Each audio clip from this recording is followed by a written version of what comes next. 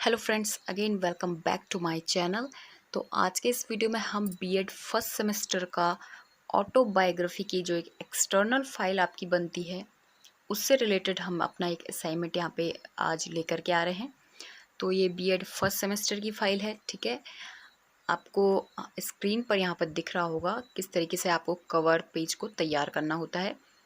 आप डेकोरेट कर सकते हो अपने हिसाब से, ठीक है। ये प्रॉपर फॉर्मेट आपको स्क्रीन पर दिख रहा है, ठीक है ना, यहाँ पर। ओके, तो यहाँ पे जहाँ पे हमने ब्लैंक छोड़ा हुआ है, ठीक है, यहाँ पर आपको क्या करना होता है कि अपने कॉलेज का नाम आपको मेंशन करना होता है यहाँ पर, ठीक है। आपका जो भी कॉलेज है, ठीक है, जहाँ से आप बीएड कर रहे हो उस कॉलेज का नाम आपको मेंशन करना होता है। उसके बाद हमने 2019-21 का ही बैच है तो वो हमने यहाँ पे डाला है। आप इसे अपने अकॉर्डिंग चेंज कर सकते हो। बीएड फर्स्ट सेमेस्टर डाला है। विषय आपको ज़रूर लिखना होता है बाहर से, ठीक है। ये ज़रूरी है विषय लिखना, ताकि बाहर से ही आपका जो भी एग्जामिनर या जो भी आपके टीचर देखें तो उन्हें पता चल सके कि ये किस सब्जेक्ट की, किस टॉपिक के ऊपर आपकी फ़ाइल बनी हुई है, ठीक है।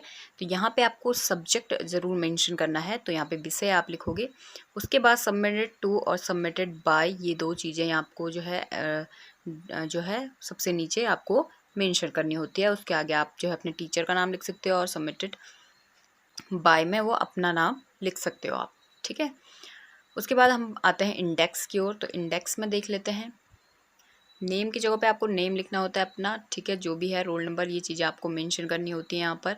ये चीज़ें तो आप खुद ही सही फिल कर सकते हो।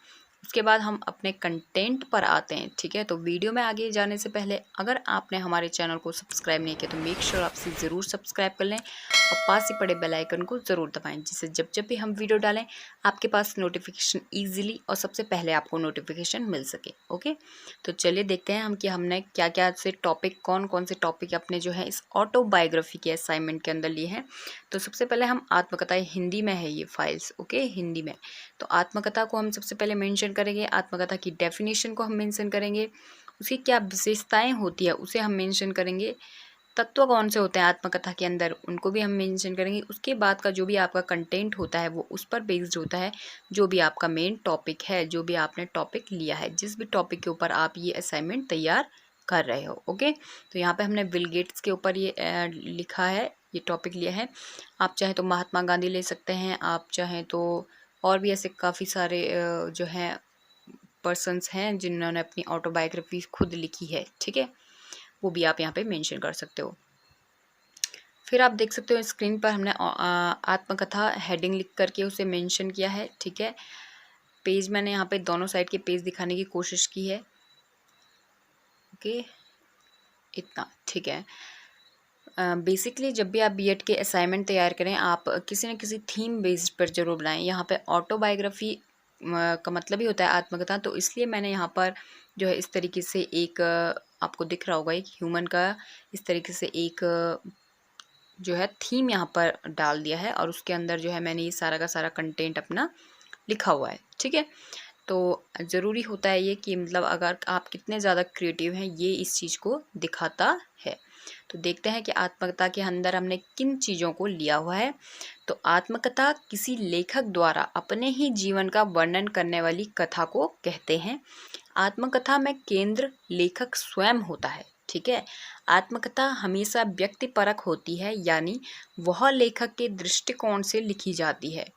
इसमें लेखक अनजाने में या जानबूझकर अपने जीवन के महत्वपूर्ण तथ्य छुपा सकता है। इसमें लेखक कुछ मात्रा में असत्य वर्णन भी कर सकता है।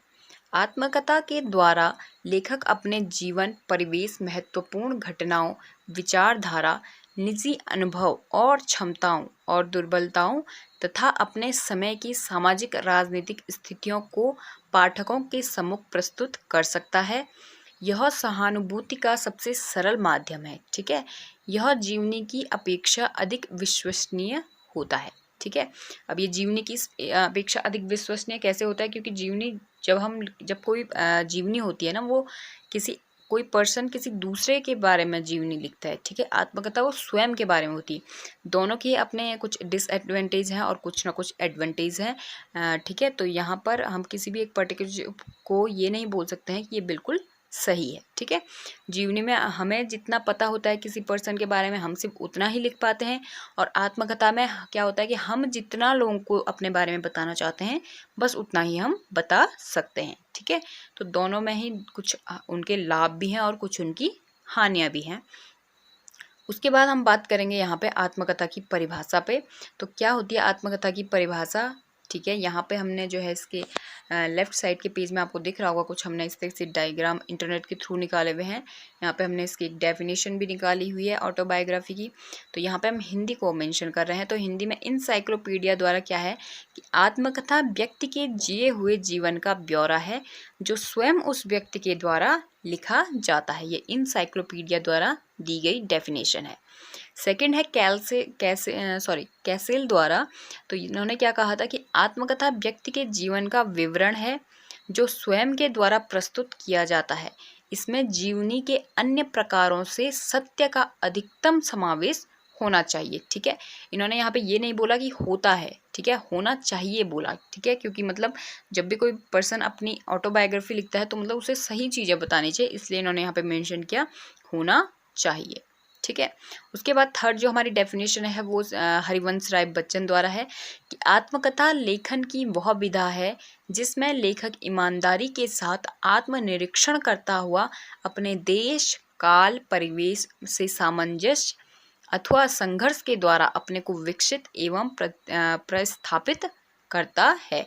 ये हरिवंश राय बच्चन द्वारा दी गई डेफिनेशन यहाँ पे हमारे पास है। ठीक है, तो ये 3 डेफिनेशन हमने यहाँ पर दी हैं। उसके बाद चलते हैं नेक्स्ट पेज पे जो कि है हमारा आत्मकथा की विशेषताएं। विशेषताओं की यहाँ पे हम बात कर रहे हैं, तो यहाँ पे हमने 5 विशेषताएं आत्मकथा की ली हैं। कौन सी हैं वो?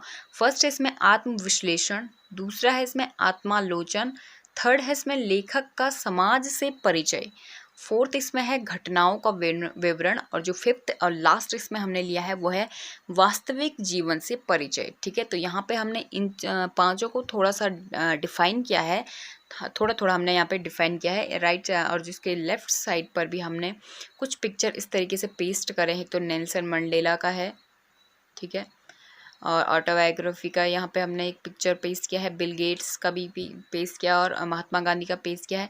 इससे रिलेटेड कुछ अदर पिक्चर्स हमने जो है, अच्छा बस इतने ही लिए हैं, कुछ और पिक्चर्स हमने अपने अगले पेज पर पेस्ट किए हैं।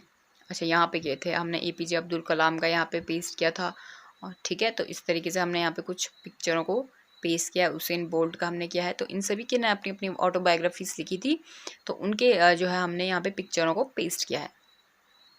फर्स्ट आता है अब इसमें कौन कौन सी विशेषता है, मैं आत्मविश्लेषण। तो आत्मविश्लेषण में क्या आता है कि आत्मकथा में लेखक खुद का विश्लेषण करता है। ठीक है, अपनी अच्छाइयों और बुराइयों का विश्लेषण करता है।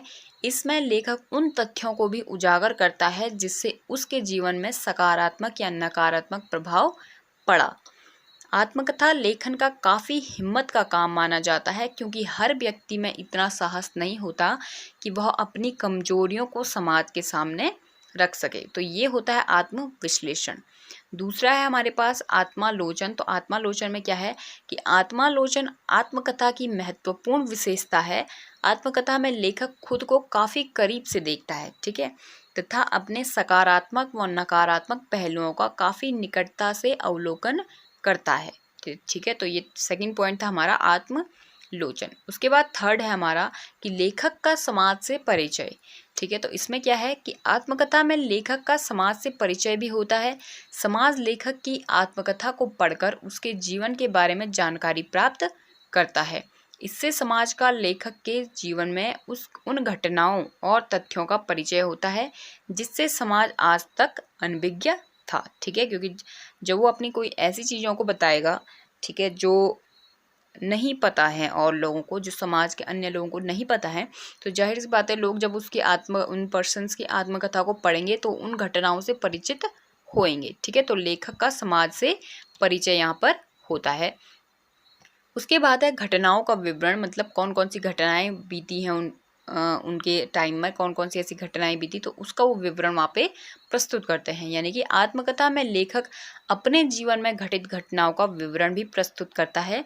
उसके साथ जो घटनाएं हुई हैं लेखक अपनी आत्मकथा में उसका विवरण करता है।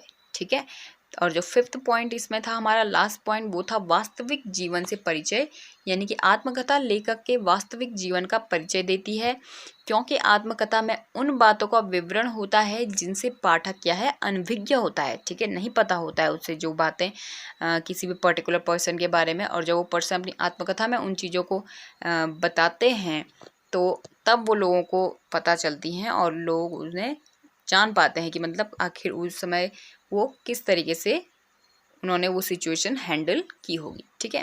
तो क्योंकि हर आदमी के जीवन में वे बातें होती है जो बस उसी से संबंधित होती हैं। अच्छा, तो नेक्स्ट है हमारा यहाँ पे कि आत्मकथा के तत्व कौन कौन से हैं। तो यहाँ पे 5 तत्वों को हमने यहाँ पे लिया है। कौन कौन से हैं वो तत्व?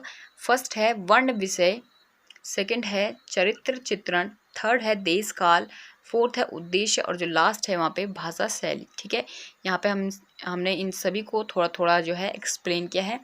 वर्ण विषय क्या होता है कि आत्मकथा में लेखक अपने जीवन की महत्वपूर्ण घटनाओं और विषयों का वर्णन करता है।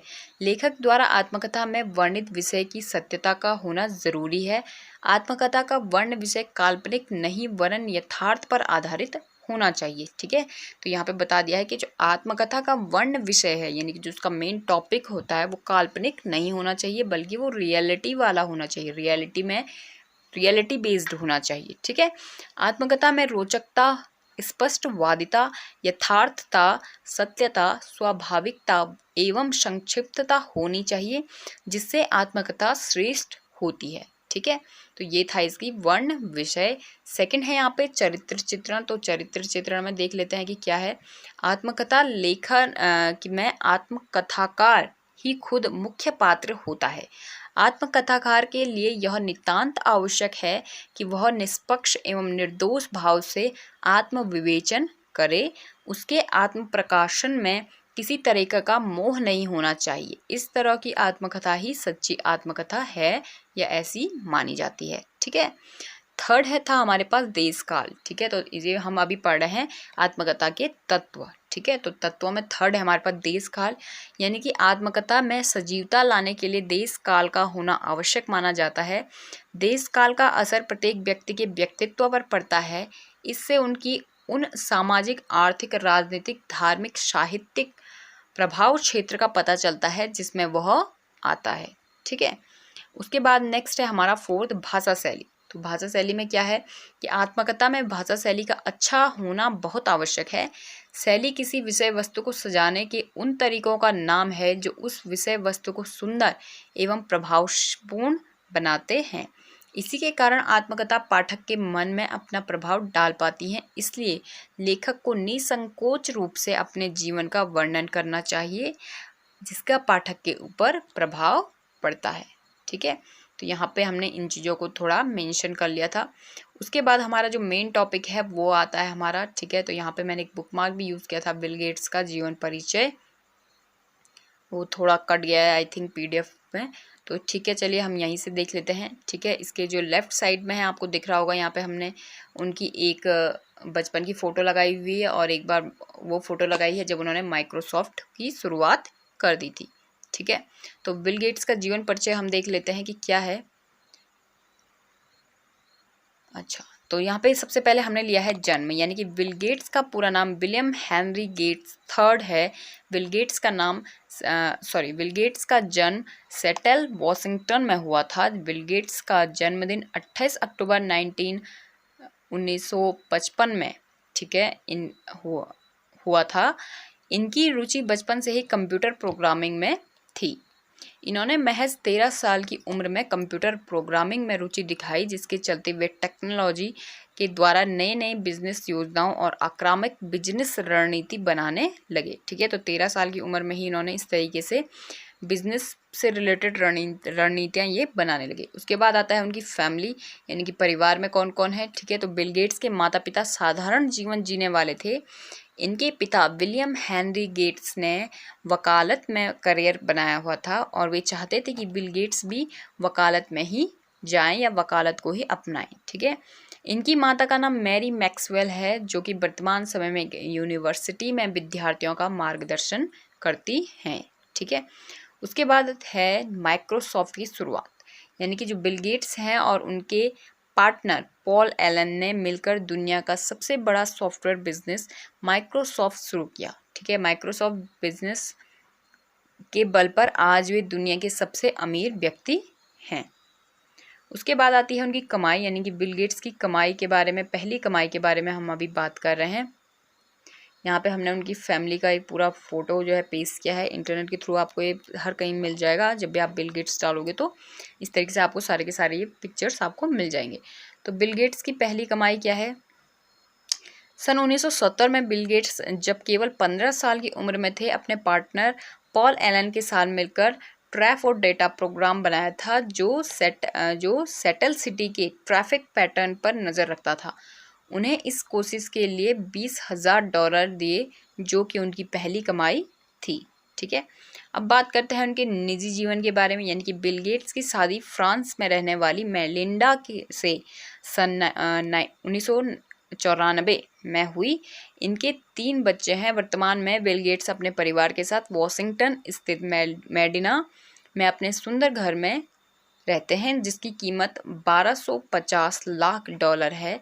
ठीक है, उसके बाद आते हैं बिल और मेलिंडा गेट्स फाउंडेशन की शुरुआत। तो यहाँ पे है उनकी ये बीवी, ठीक है, इनकी वाइफ के साथ इनका जो है यह पिक्चर है और इन्हीं के नाम पर इनका जो है, इन दोनों के नाम पर इनका जो है फाउंडेशन चलता है, बिल और मेलिंडा गेट्स फाउंडेशन। ठीक है, तो सन 2000 में बिल गेट्स ने अपनी पत्नी के साथ मिलकर bill and Melinda Gates foundation की नींव रखी, जो कि पारदर्शिता से संचालित होने वाला विश्व का सबसे बड़ा चैरिटेबल फाउंडेशन है। उनका यह फाउंडेशन ऐसी समस्याओं के लिए कोष दान में देता है जो सरकार द्वारा नज़रअंदाज कर दी जाती हैं, जैसे कृषि हो गया, अल्पसंख्यक समुदाय के लिए कॉलेज छात्रवृत्ति, एड्स जैसी बीमारियों के निवारण हेतु। इन चीज़ों के लिए जो है फाउंडेशन क्या देता है? पैसे देता है। ठीक है, उसके बाद आता है बिल गेट्स के दान पुण्य के कार्य, काम कहाँ कहाँ उन्होंने दान करे हैं। ठीक है, तो यहाँ पे हमने उनके द्वारा लिखे गए कुछ जो है वाक्यों को हमने यहाँ पे पेस्ट किया है। तो पढ़ लेते हैं कि क्या क्या है बिल गेट्स के दान के काम। कि सन 1999 में बिल गेट्स ने MIT कॉलेज की कंप्यूटर लैब बनाने के लिए $20 मिलियन दान दिए थे, जिस लैब का नाम विलियम H गेट्स बिल्डिंग रखा गया। नेक्स्ट है सन 2000 में बिल गेट्स ने अपनी पत्नी के साथ मिलकर bill and Melinda Gates foundation की शुरुआत की। इस फाउंडेशन का नाम दुनिया के सबसे बड़े प्रोजेक्ट फाउंडेशन में आता है, जिसका उद्देश्य समाज के लोगों के स्वास्थ्य में वृद्धि और दुनिया भर में अत्यधिक गरीबी को कम करना है। थर्ड इसमें है कि सन 2010 में बिल गेट्स ने मशहूर वो दुनिया के सबसे अमीर आदमियों में से एक वॉरेन बफेट और फेसबुक के फाउंडर CEO मार्क जुकरबर्ग के साथ एक समझौता किया। इस समझौते में वे अपनी कमाई का आधा हिस्सा दान कर देंगे या दान करेंगे। ठीक है, उसके बाद आती है इनके द्वारा लिखी गई पुस्तकें। कौन कौन सी बुक इन्होंने लिखी हैं? तो इसमें एक बुक है जो इन्होंने लिखी है, वो है आगे की योजना, द रोड अहेड। ठीक है, तो बिल गेट्स द्वारा लिखित यह पुस्तक कार्यकारी नाथन मायरलॉर्ड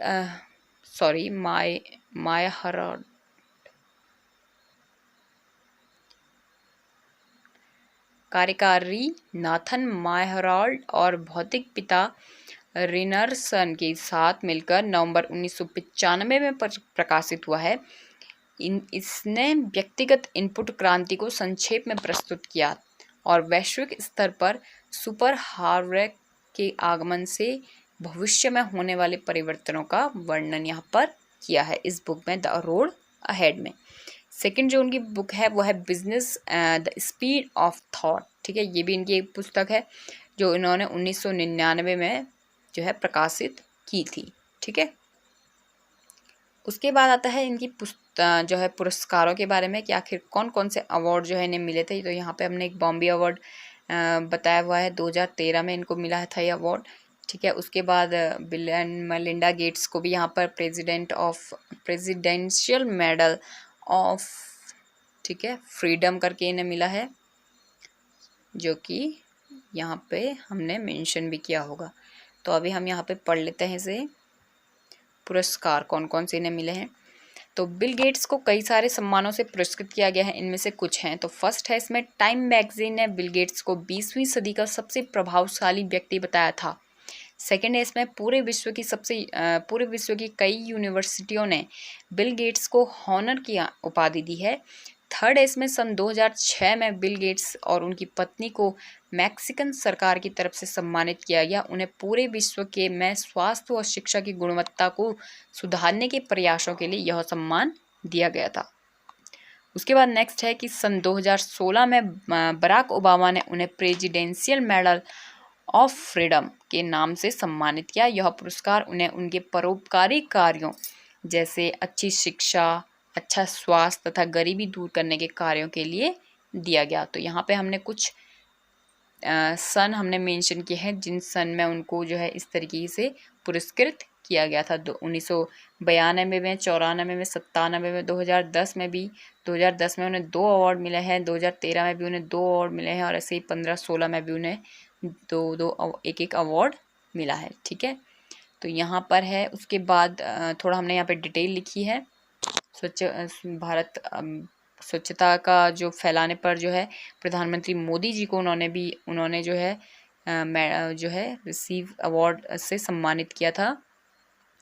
तो इस कंटेंट को भी आप किसी एक पर्टिकुलर पेज पर लिख सकते हो, ठीक है, राइट साइड पर। बट मेरे पास जो है पेज नहीं था उसमें, तो मैंने ये यहीं पे लिखा हुआ था। बेसिकली यहाँ पे इतना कुछ नहीं है कि कौन कौन से लक्ष्यों को जो है bill and Melinda Gates foundation जो है देखता है, किन किन क्षेत्रों को। तो यहाँ पर वो है गरीबी हटाना, भूख हटाना, अच्छा स्वास्थ्य, इस तरीके से जलवायु से रिलेटेड भी अगर कोई अच्छे काम कोई कर रहा है तो वहाँ पे भी उन्हें अवार्ड मिल सकता है। तो इस तरीके से वो इन फील्ड में जो है अपने अवार्डों को देते हैं। उसके बाद है बिल गेट्स के बारे में अनजानी बातें। ऐसी कौन कौन सी बातें हैं जो नहीं जानते हैं ज़्यादातर लोग बिल गेट्स के बारे में। तो इसमें है कि मात्र 13 साल की उम्र में उन्होंने पहला computer program tick tech to बनाया था। उसके बाद है बिल गेट्स का बचपन का नाम ट्रोय था। बिल गेट्स बचपन से ही अपने मित्रों से कहा करते थे कि वे 30 की उम्र तक मिलेनियर हो जाएंगे, और जो बात उनकी सच हुई। ठीक है, वे 31 साल की उम्र में मिलेनियर बन चुके थे। उसके बाद है सन 1977 में न्यू मैक्सिको में लाइसेंस के बिना गाड़ी चलाने पर पुलिस ने उन्हें गिरफ्तार किया था। सन 1994 में लियोनार्डो दा विंसी द्वारा लिखित पेजों का कलेक्शन कोडेक्स लेस्टर को बिल गेट्स ने $30.8 मिलियन में खरीदा था। उसके बाद है कि बिल गेट्स को इस बात का दुख था कि उन्हें किसी अन्य देश की भाषा नहीं आती है। उसके बाद है फेसबुक के को फाउंडर मार्क से मिलने के बाद उन्होंने अपना फेसबुक अकाउंट बनाया था। इससे पहले वे सोशल मीडिया पर नहीं थे। नेक्स्ट है, यदि माइक्रोसॉफ्ट कंपनी असफल होती तो बिल गेट्स आर्टिफिशियल इंटेलिजेंस के एक खोजकर्ता होते। उसके बाद है कि बिल गेट्स ने अपने बच्चों को केवल $10 मिलियन ही दिए हैं। उसके बाद बची हुई संपत्ति नहीं दी जाएगी उनके बच्चों को, ठीक है, वो सब दान की जाएगी। उसके बाद है कि बिल गेट्स की पसंदीदा किताब बिजनेस एडवेंचर है। नेक्स्ट जो है कि सन 2007 में हार्वर्ड यूनिवर्सिटी द्वारा बिल गेट्स को सम्मानित किया गया। उन्हें हॉनर की डिग्री प्राप्त की गई। इसी यूनिवर्सिटी से 32 साल पहले बिल गेट्स ने पढ़ाई जो है बीच में ही छोड़ दी थी।